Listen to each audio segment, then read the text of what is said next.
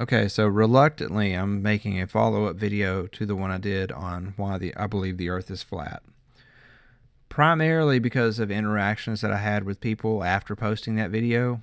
There was a lot of people that were displeased at me for just, putting my opinion on my own YouTube channel or my opinion on my own Facebook page. And I guess in response to that, there's a few things I want to clarify and a few details I think maybe I could add that would make my position a little bit more understandable. First of all, concerning the last video, it was not meant to convince anyone of anything. I was simply pointing out that most of the quote proof end quote photos propagated on the internet prove nothing. If you truly believe the Earth is flat, I suggested that you quit using photos from high vantage points and take photos from the water level that actually prove what it is you're trying to demonstrate. Photos taken from high vantage points actually indicate the Earth's surface has a curve because you have to get up that high to make it look flat. And I'm hoping that that's understandable. That's the point that I was trying to make. I wasn't trying to prove anything. I was just saying, look, if you truly believe the Earth is flat, then this is my suggestion: is quit posting things that are just anecdotal. Like 95% of the stuff that's put out there is just anecdotal. And then the other 5% is stuff that has nothing to do with whether the Earth is flat or not.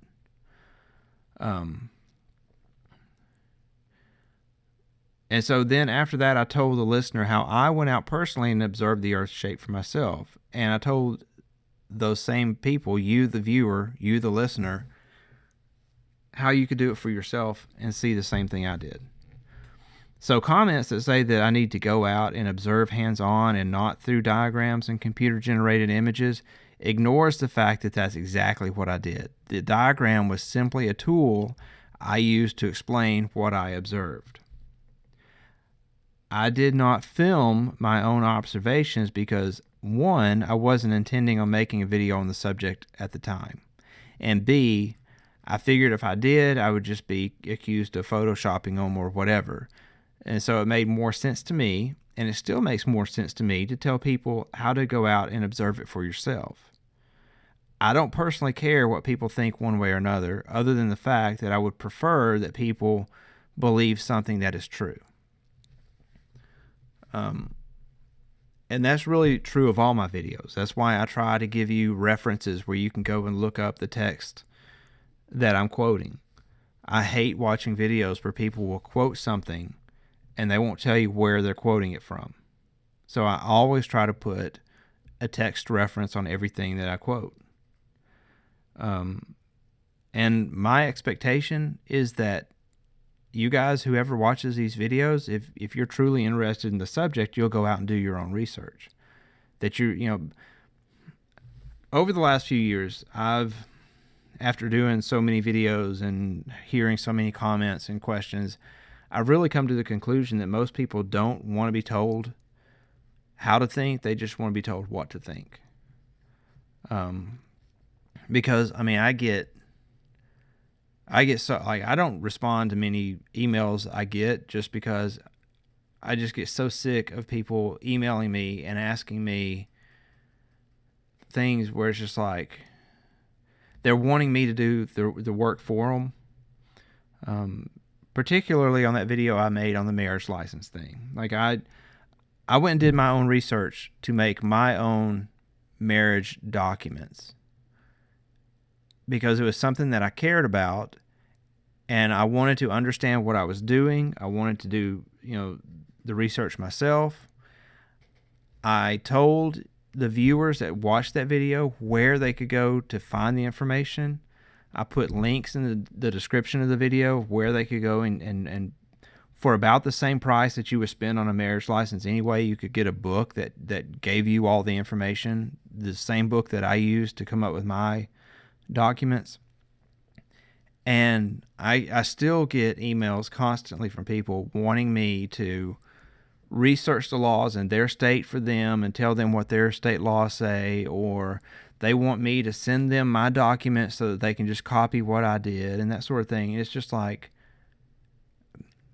I sent some people redacted copies of my documents, but honestly, I've gotten to the point I don't even respond to those emails anymore, because if you don't care enough to do your own research, like I gave you the access to the tools that I use, but you don't want that, you just want me to do it for you.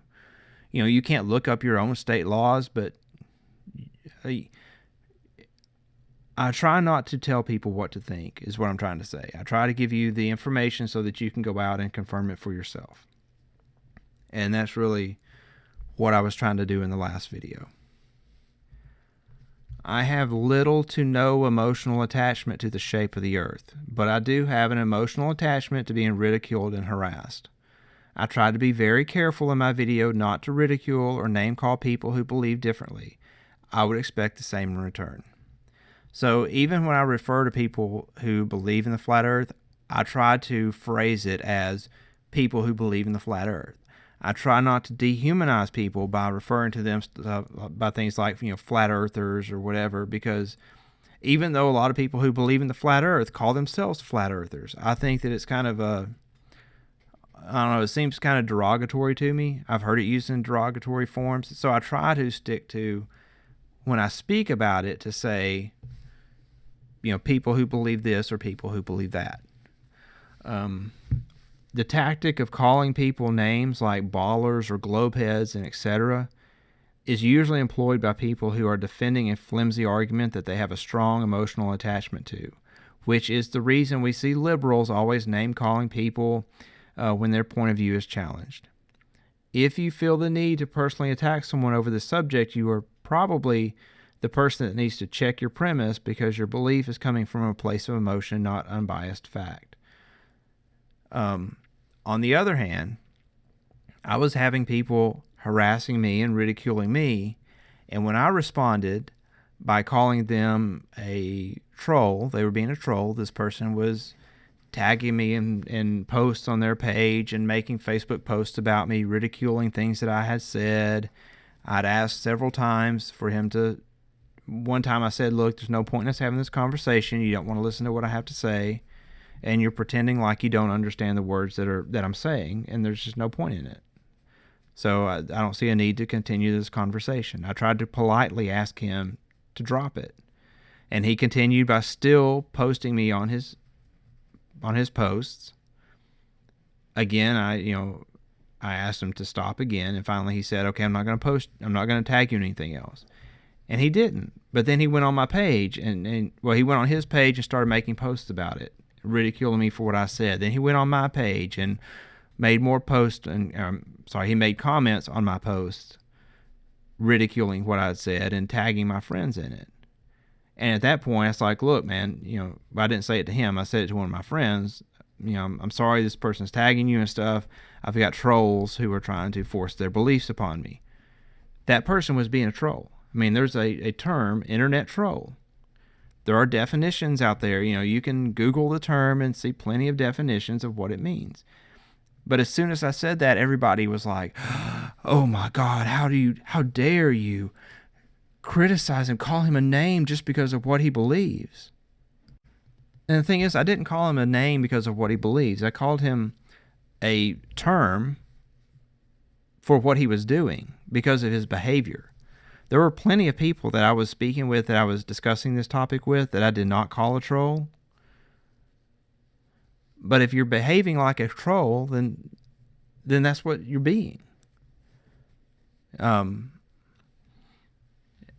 so, a lot of people would be like, there seemed to be this tactic where someone would ask me a question, I would respond to their question and try to explain what it is. Like they would say, explain to me this, or explain to me why there's no curve on the horizon. Now, the thing is, in my video, I explained why there's no curve on the horizon.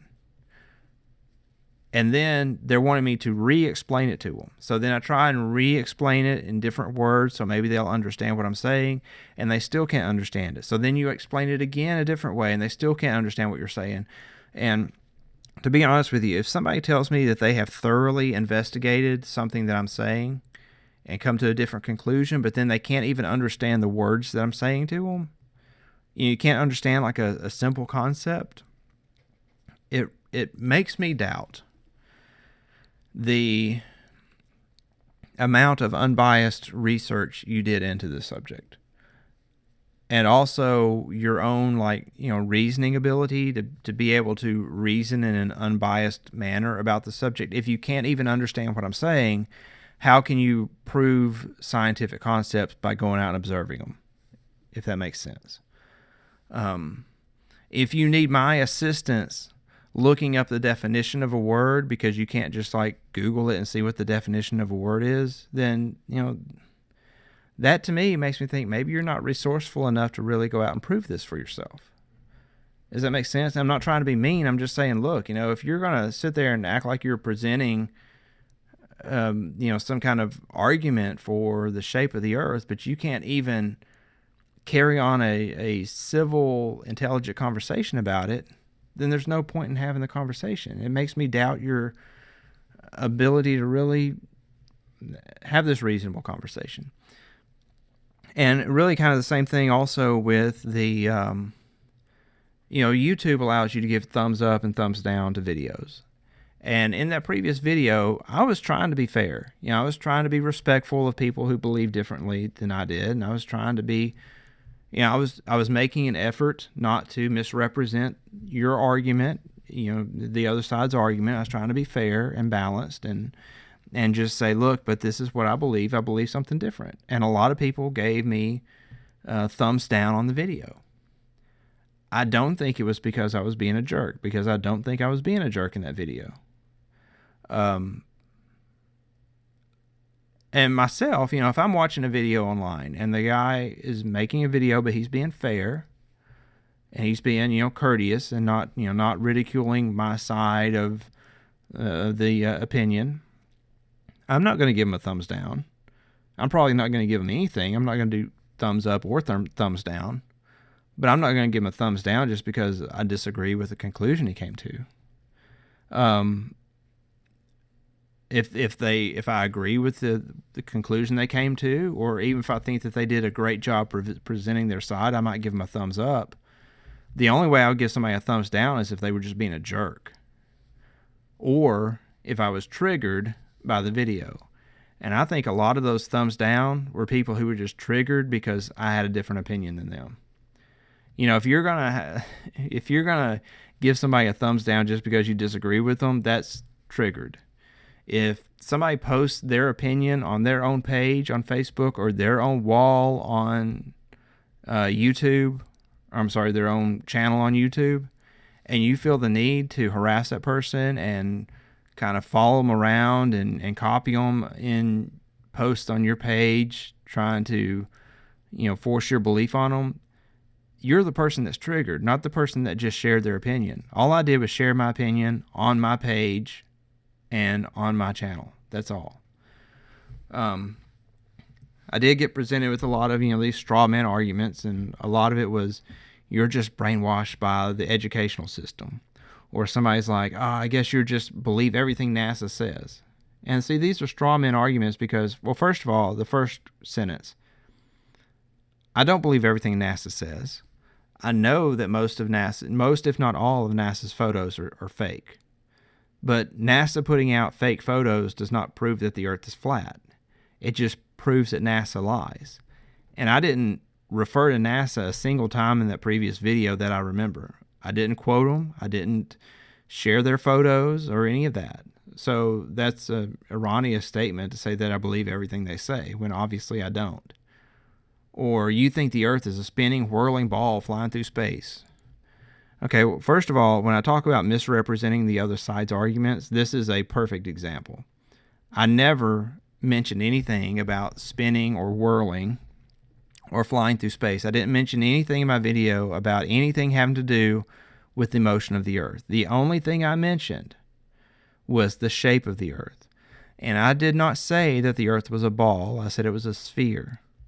So you misrepresenting my argument by saying that I believe the Earth is a ball is like me misrepresenting your argument and saying that you believe that the Earth is a Walmart's party platter, or that you believe that that the Earth is sitting on top of a dinner plate. I didn't say anything about a whirling, spinning ball. I mean, that's just you regurgitating flat earth propaganda. Or this comment that I mentioned earlier, don't use diagrams, observe with your own eyes. You know, the people that would say that would then, when I turn around and say, well, I did observe with my own eyes and this is what I saw, then they're like, oh, well, you can't trust your own eyes. So it's kind of like this, dichotomy of, unless you come to the same conclusion I did, then you just did something wrong. Or you just believe that because that's what you were taught in school. When, I mean, look, go watch some of my videos. It's obvious I don't just take things at face value. I was raised first grade through 8th grade in a Catholic parochial school. And then you watch the videos I do where I talk about Yeshua and the early believers and all this stuff. Do you really see Catholic influence in that? Because to me, it seems like it's pretty much the exact opposite. I'd go out and do my own research. I look into my own beliefs. I don't just take things at face value. And for you saying that I would just believe that because I was taught in school, well, okay, first of all, where's your proof that that's what I believe, the reason I believe that? Because if you're going to say that's what I believe and that's the reason why, okay, well, show me or prove, make a case that that's the reason I believe it. But you can't make a case that's the reason I believe it because it's not true. Other people said things like that zoom lenses will move telephone poles, and you just need to have a zoom lens, and that zoom lens will move those power lines, or it'll move that big wall of water. Zoom lenses don't move stuff around.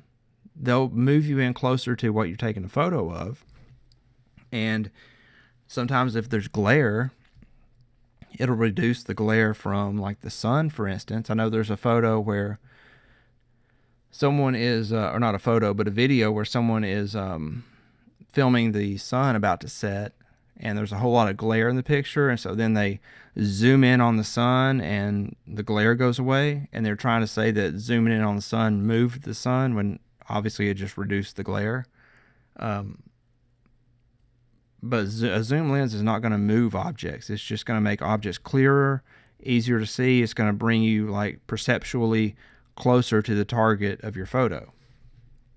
And another guy was trying to say that in my videos I was saying that you couldn't prove anything with photos, and that's not what I was saying. In the video I was saying you can't prove anything with certain photos taken from a certain perspective, but then you try taking photos from this other perspective, and then you can prove what it is you're trying to prove, which is completely different than what I was saying. I mean, it's just a straw man argument. Okay, so in the previous video, I had mentioned that I thought that the whole flat earth argument was silly, and this upset a lot of people, because there are some people, and not all, so don't get offended if this does not include you. I'm not referring to everyone, but there are some people in the flat earth community that believe, if you believe that the earth is round, that somehow is a bad reflection upon your relationship with God, and that you are in sin because you don't believe the Bible and all this other kind of stuff, and that you're, again, this typically comes from people who have made the Bible into a type of infallible God, which is not the way I believe. I know the Bible was written by men. It may have been inspired by God, but it was written down by men, and so men are going to put their own opinions and biases in the text that they write. So what did Kepha believe about how important it was to understand how the world was made? In the Nazarene Acts, Book 3, he says, "Before all things it must be inquired what is possible for man to find out. For of necessity the judgment of Yahweh turns upon this, if a man is able to do good and did not." So he's saying that's the important thing. Were you able to do good and did not do good? It's not about what you know. It says, "And therefore men must inquire whether they have it in their power by seeking to find what is good, and to do it when they have found it. For this is that for which they are to be judged." So you're to be judged about whether you did good when you can do good. It's not about what you believed in the earth's shape. He says, "But more to this there is no occasion for anyone but a prophet to know, For what is the need for men to know how the world was made? This indeed would be necessary to be learned if we had to enter upon a similar construction, but now it is sufficient for us, in order to the worship of Yahweh, to know that he made the world. But how he made it is of no subject of inquiry for us, because, as I have said, it is not incumbent upon us to acquire the knowledge of that art as though we were about to make something similar. So he's saying, unless you're planning on actually making another earth, you really have no need to inquire about how this earth was made. And the reason he is wording it like this is because this is a subject that Simon Magus is trying to argue with him on the existence of God about, or whether God is good or not. And Kepha is basically calling him out for reverting to a strawman theory or a strawman argument. The subject of inquiry is not how the world was made, but it's about the righteousness of Elohim and whether we're able to do good. He goes on to say, but neither are we to be judged for this, why we have not learned how the world was made, but only for that, if we be without knowledge of its creator. For we know that the creator of the world is a righteous and good Yahweh, if we seek him in the paths of righteousness. For if we only know regarding him that he is good, such knowledge is not sufficient for salvation. Okay, so according to Kepha, it is not a salvation issue to know how the world was made. And that would include the shape of the earth. Furthermore, one of Kepha's apostles, Kepha had 12 apostles just like Yeshua had 12 apostles. Well, one of his apostles was Niceta. And Niceta actually has a few things to say about the shape of the earth. So Niceta is 2 degrees of separation from Yeshua himself. And so whatever Niceta is saying should be a reflection of what Kepha taught, which should be a reflection of what Yeshua taught. And Niceta says, for they being the Greeks, suppose a sphere, equally rounded in every direction and looking indifferently into all points, and at equal distances in all directions from the center of the earth, and so stable by its own symmetry that it is perfect equality does not permit it to fall off to any side. And so the sphere is sustained, although it is supported by no prop. Now, if the fabric of this world really has this form, the divine work is evident in it. But as others think the sphere is placed upon the waters and is supported by them, or floating in them, even to the work of a great contriver is shown in it. So even if the earth is round or whether the earth is flat, the work of a great creator is shown in the shape, in the way that the earth was engineered. So it is not some kind of like salvation issue to prove that the earth is flat. And one of the arguments that people are always putting forward about this is that, well, the Bible teaches flat earth. The Bible teaches flat earth. It doesn't really. It really doesn't have anything specific that says it. Like this one guy was like, well, does not Genesis say that the earth is flat with a dome over it? And I'm like, no, Genesis does not say that. You might be trying to, infer that from things that Genesis says, but it doesn't come out and plainly say that. So, Kepha, concerning this subject of looking through the scriptures for a doctrine that you believe in, he says, if anyone, as he pleases, forms a dogma agreeable to himself and then carefully searches the scriptures, he will be able to produce many testimonies from them in favor of the dogma he has formed. How then can confidence be placed in them against Elohim when what every man wishes is found in them? Now, in all honesty, Kepha is talking about searching the scriptures for things that are said against Yahuwah. But I do believe that this is also applicable to the subject here, because if you're searching the scriptures for something that supports your doctrine, you're going to find scriptures that do that. But it doesn't mean it's true. For instance, I saw a post on Facebook that says Psalm 96:10 says that the earth is flat. But you actually go to Psalms 96:10, it says the world is established immovable. It doesn't say anything about the shape of the earth. And I don't understand where they're getting that this text says that it's a flat earth. It just says it's established immovable. Maybe they're trying to say that the earth doesn't move, that the sun and the moon moves. And again, my previous video really didn't address the motion of the earth, the motion of the stars, or anything like that. My video was about one thing, and it was about the shape of the earth. But even if you want to use this to prove something that has to do with flat earth, I don't really see how it does prove flat earth. But if you did want to try and use this psalm to prove that, this same psalm also says that the fish in the sea roar. It says that grass and weeds celebrate, and that the trees of the earth shout for joy. None of this can be proven scientifically. It's all done in this poetic language of the psalm. So are we going to base scientific doctrine on the poetic language of a praise hymn written 3,000 years ago?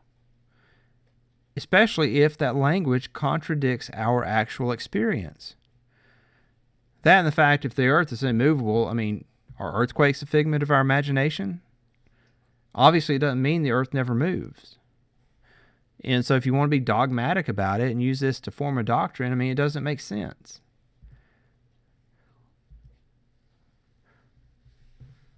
Also, Kefa says that whatever the sayings of Scripture are in harmony with the creation that was made by him are true, but whatever contrary to it are false. So this is really the point. This is the point of everything I just said, that one of the ways that Kefa told us that we could tell if the Scriptures have been altered is if the Scriptures that we read do not line up with what we see in the world around us. And so this should really be the subject of our inquiry, is what is the shape of the earth in nature. If we go out and observe it for ourselves, what is the shape of the earth? Not what the Bible says, not what a psalm says.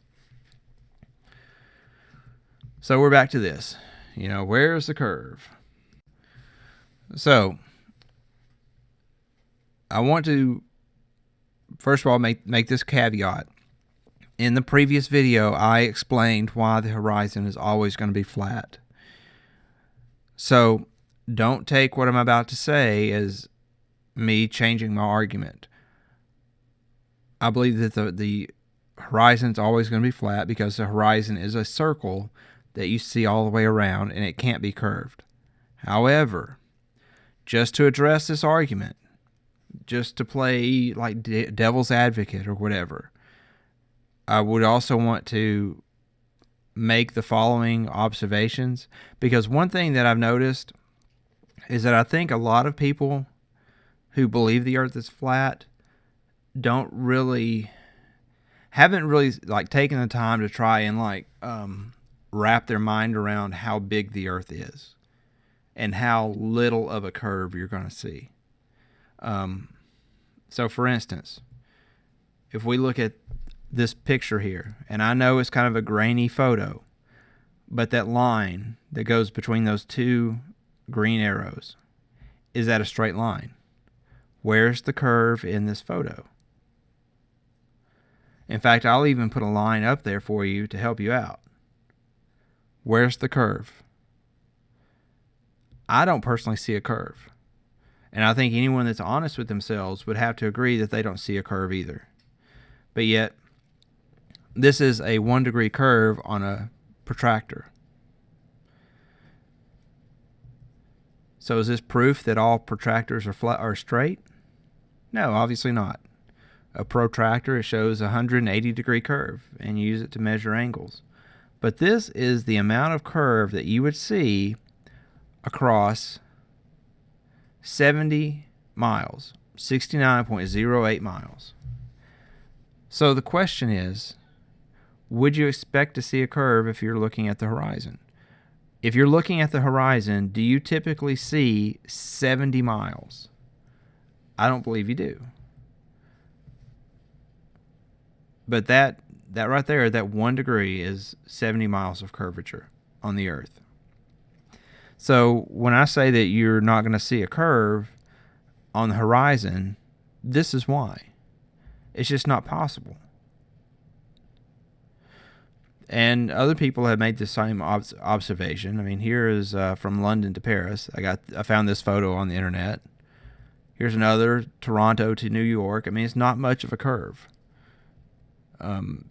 And it doesn't help that a lot of these diagrams that people put out of the flat Earth, shows this humongous curve, but the curve is actually very, very small because the Earth is so huge. So, I found this this calculator on a website for land surveyors. And the website's at the bottom of the screen. You can go and look at these calculators for yourself.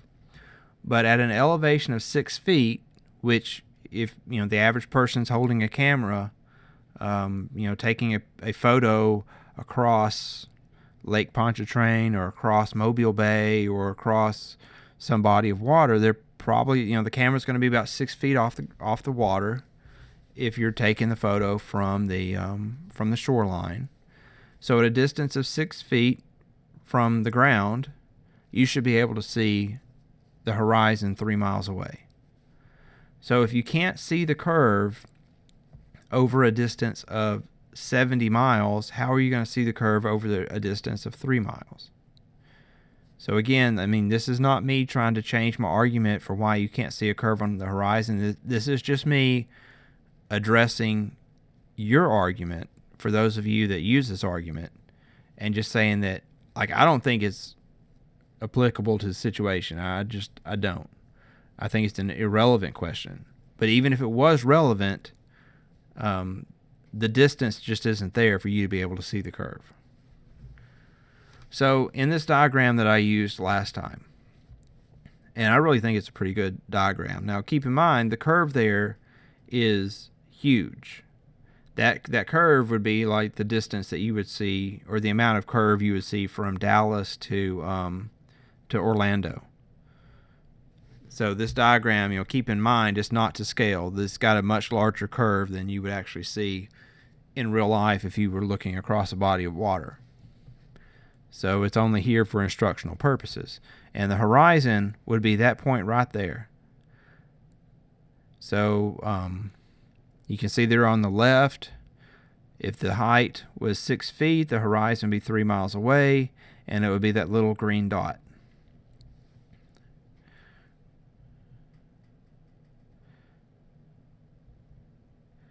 So next, if we know that green dot is 3 miles away, then in this diagram at least, the object that we're looking at on the right side of the screen, the red and green lines, that's supposed to represent an object that you would see on the opposite shore. So there would be a drop of, if it were 6 miles, a drop of 24 feet. So the drop would be right there, 24 feet. But notice that even though there's a 24-foot drop, it's only the bottom, 6 or 7 feet that would be hidden across a distance of 6 miles. So you're not, just because the drop is 24 feet doesn't mean that 24 feet is not going to be able to be seen. That's just what the straight drop would be.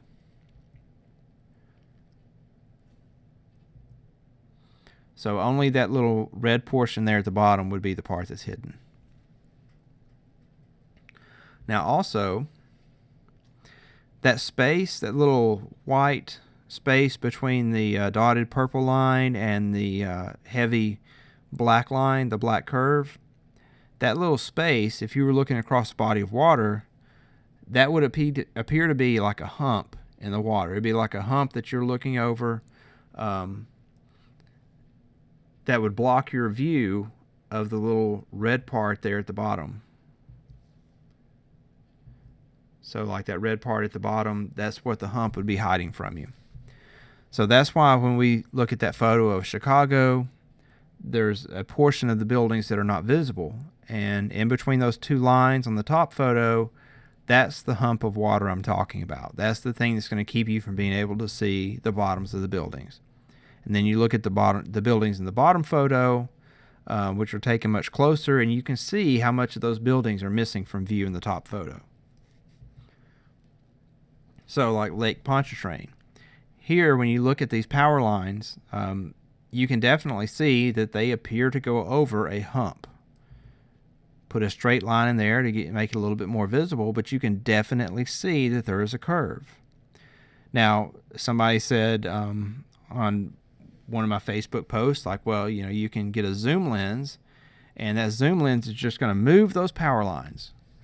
Again, a zoom lens is not a magic device. It's not going to move anything. It's not going to move that water. It's not going to move those power lines. In fact, we got this photo, which is zoomed in on the other side, and that curve is still there. That hump of water is still there. These power lines did not get moved by a zoom lens. They're still in the same portion and the same perspective you saw in the previous photo. Now, somebody who actually does believe in the flat earth posted this photo from Lake Pontchartrain as proof that the earth is flat. However, notice in the circled portion there, this building on the far side of the lake, the bottom portion of this building is not visible. Now, according to the person that posted this photo, it is a photo of the Marriott Hotel in Metairie, Louisiana.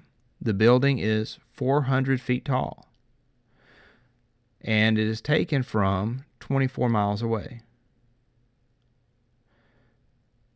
And to me, this proves that the earth is round, because this 400-foot tall building, most of it's hidden from view, and it's hidden from view by that hump of water.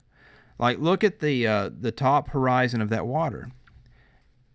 It is obviously much closer to the camera than the Marriott Hotel in the background. I would say it's probably about a third of the distance between the camera and the hotel in the background. So according to the same calculator we used earlier, a distance of 24 miles would give you a drop of 384 feet. But remember from the previous diagram, I showed you that just because the drop is 384 feet does not mean that 384 feet are going to be hidden from view. So just looking at that photo,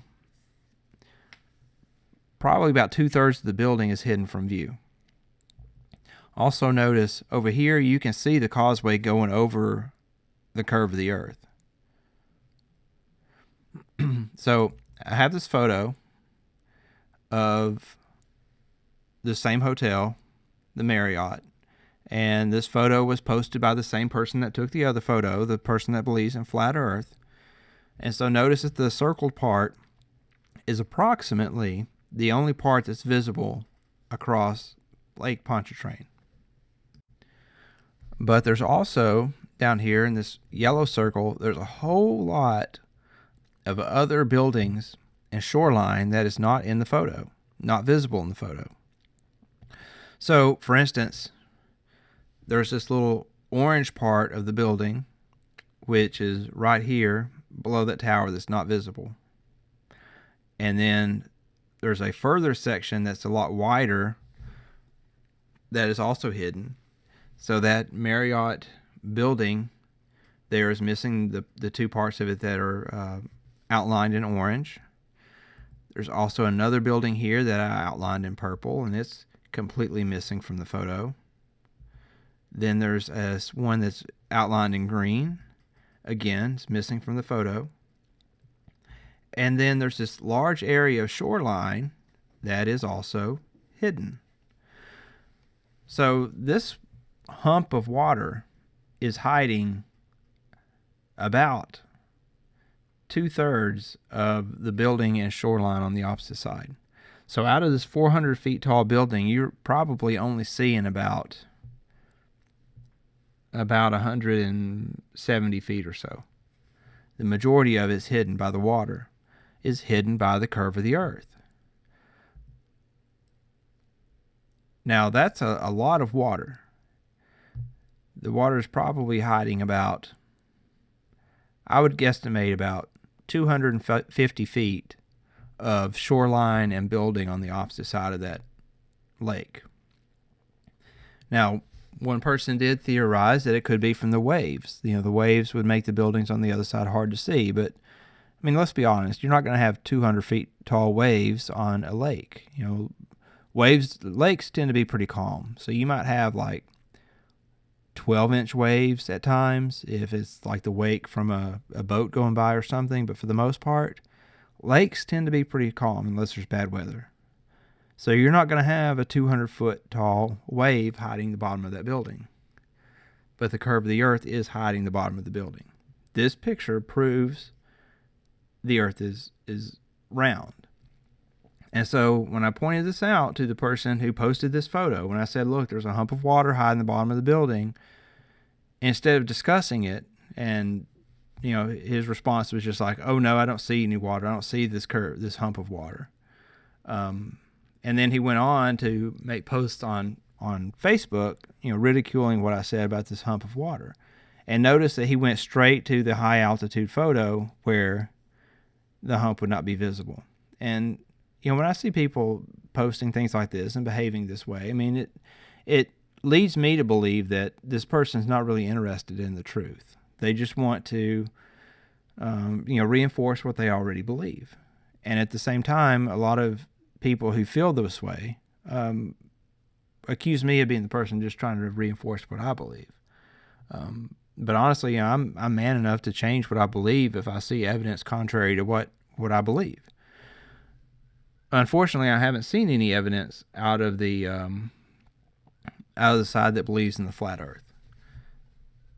I've seen anecdotal pictures that they put out there that not really evidence. And I hope that I've at least clarified my position or clarified what I believe. But I mean, I've tried to explain it as simply as I can. And if you feel the need to argue with me about it or to come on my Facebook page and argue about it, then man, you're just way too emotional involved in this. If it's to the point that you've got to harass somebody or, basically, troll them on Facebook to the point that they get aggravated with you and get upset with you, then, you're letting someone else's opinion trigger you. And I'm trying not to ridicule other people's positions. I'm just trying to say, look, this is why I believe what I believe. And so that, it is what it is. If you believe differently, then, go out and prove it to yourself. But I've seen the curve to the earth. Once you get a photograph of the curve, the flat earth is disproven. It's no longer about opinion. It's no longer about anecdotal evidence. You can't prove a negative. You can't prove the absence of a curve. You can either prove that the earth is flat, or you can prove that the earth is round. And once you see that curve in that water, then you've proven that the earth is round, because the water always finds its level. So in a flat earth, the water is never going to find its level in a place where it's going to block the view from the opposite shore. It's just not. So anyway, I hope that's clear. I would say I hope I haven't offended anyone, but I know that, there are people that will get offended just because I have a different opinion. But notice I'm not the one that's going to come on your wall or your page and argue with you about it. You're welcome to believe whatever you want. And so, anyway, that's all I have to say on the subject, and I hope that this has been a blessing to you. Shalom.